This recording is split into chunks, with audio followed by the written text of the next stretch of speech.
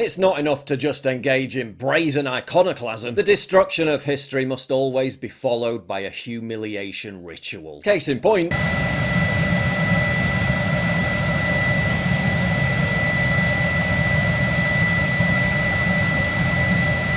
Charlottesville's Robert E. Lee statue meeting its demise in a 2,250-degree furnace. The statue's defenders had tried to make sure it remained intact, even if it was moved to the dark corner of some dusty museum. But Charlottesville's Black History Museum got ahead of the game by secretly destroying it in a nearby foundry. Jettisoning any concerns that this footage might further inflame tensions, the Washington Post thought it was very important to make sure as many people as possible saw it. Even when the Taliban and ISIS destroyed historical treasures, they only did it once. For our woke jihadists, the secondary act of desecration is in many ways more important.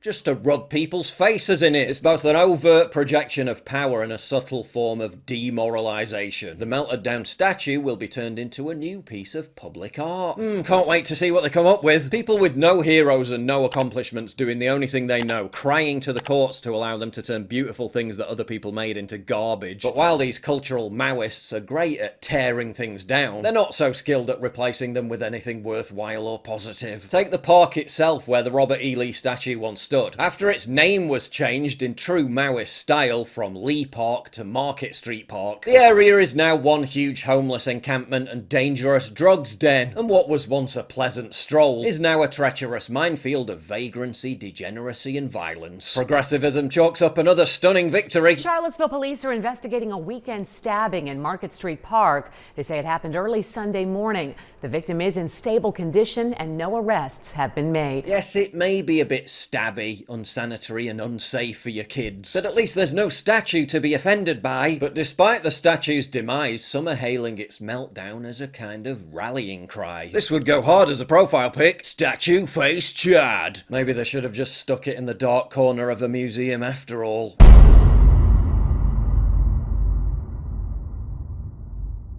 Get early access to videos, exclusive live streams, and personally DM me. You've seen how much I get demonetized all the time. Well, this is how you support me. By subscribing at pauljosephwatson.locals.com. Please click the link in the description.